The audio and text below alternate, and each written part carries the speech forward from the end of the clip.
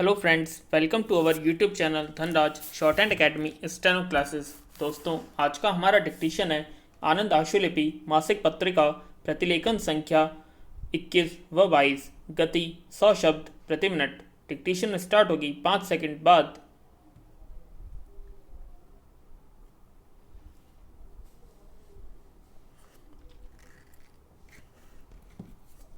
Start.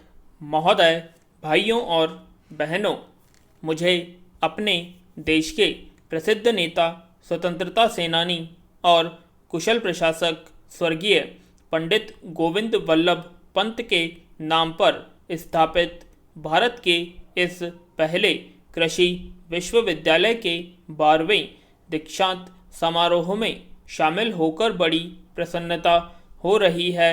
विराम। इस विश्वविद्यालय की स्थापना 1960 में हुई थी, जो देश में वैज्ञानिक कृषि शिक्षा के विकास के इतिहास में एक महत्वपूर्ण कदम है। विराम।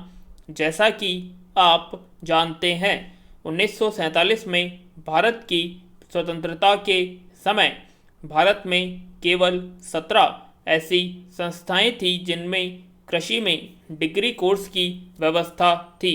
विराम।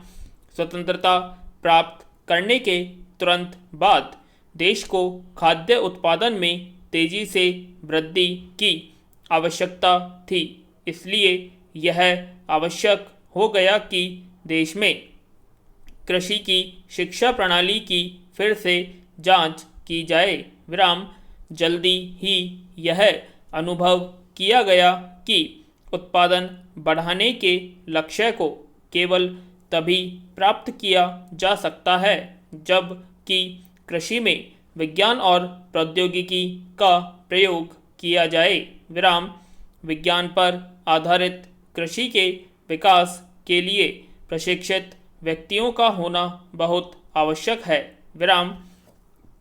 इसे ध्यान में रखते हुए भारत सरकार ने 1946-49 में हमारे भूतपूर्व सम्मानित राष्ट्रपति स्वर्गीय डॉक्टर राधाकृष्णन की अध्यक्षता में विश्वविद्यालय शिक्षा आयोग की नियुक्ति की, जिसे भारत में उच्च शिक्षा की समस्त प्रणाली की जांच करने और उसमें सुधार लाने के लिए अपनी सिफारिशें देने का काम सौंपा गया।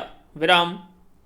परंपरागत प्रणाली की कमजोरी को स्वीकार करते हुए और कृषि शिक्षा के कार्यक्रमों को कृषि उत्पादन के साथ जोड़ने की आवश्यकता को महसूस करते हुए आयोग ने 1950 में ग्रामीण विश्वविद्यालयों की स्थापना का सुझाव दिया था।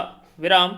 यह सिफारिश बहुत महत्वपूर्ण रही क्योंकि इसके अनुसार भारत में अनेक कृषि विश्वविद्यालयों की स्थापना की गई। विराम। पैरा। उस समय संसार के अलग अलग भागों में कृषि की उच्च शिक्षा की जो प्रणालियां थीं, उनका अध्ययन करने के बाद भारत सरकार इस नतीजे पर पहुंची कि अमेरिका में शिक्षा की ग्रांट कॉलेज प्रणाली भारत के लिए अधिक उपयुक्त है। विराम। जिस जगह आज ज्ञान का यह बड़ा केंद्र है, वहाँ कुछ वर्षों पहले एक भयंकर जंगल था। विराम।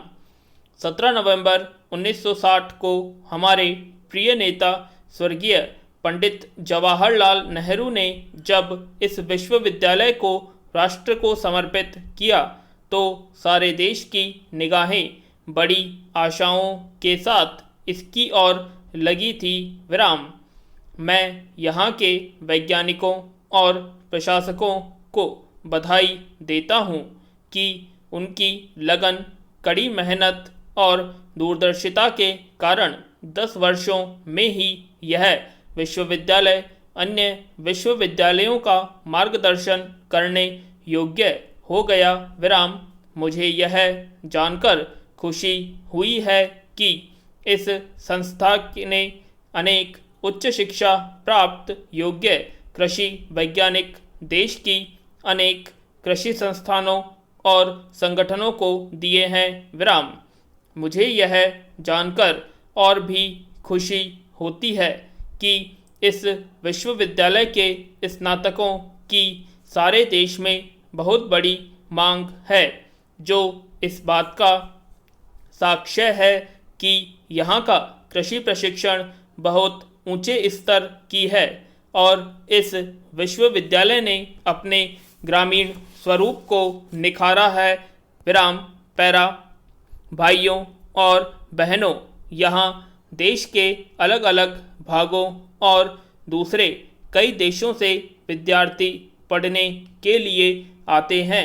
विराम यह अच्छी बात है कि इस विश्वविद्यालय में प्रवेश पूरी तरह योग्यता के आधार पर दिया जाता है, जिसके कारण देश के अलग अलग भागों में वैज्ञानिक परीक्षा ली जाती है। विराम इस विश्वविद्यालय में कम से कम 15 से 25% स्थान पर इस राज्य से बाहर के विद्यार्थियों के लिए रखे गए हैं, जिससे इस विश्वविद्यालय का एक राष्ट्रीय स्वरूप बन गया है। विराम इसी प्रकार से मैं समझता हूँ कि इस विश्वविद्यालय में सारे देश से योग्य अध्यापक भी लाए जाते हैं। विराम यह अच्छी बात है कि यहाँ पाठ्य पुस्तकों पर आधारित शिक्षा की बजाय व्यवहारिक प्रशिक्षण देने पर अधिक जोर दिया जाता है, जिसके लिए यहाँ एक बड़ा कृषि फार्म है। विराम प्रयोग के तौर पर यहाँ फसलों का एक क्रांतिकारी कार्यक्रम शुरू किया गया था, जिसे अब सभी कृषि विश्वविद्यालयों ने एक आदर्श रूप में अपना लिया है।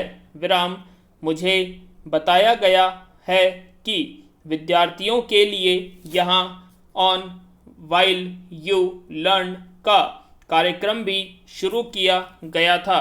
इसे भी मैं इस विश्वविद्यालय की एक महत्वपूर्ण विशेषता मानता हूँ।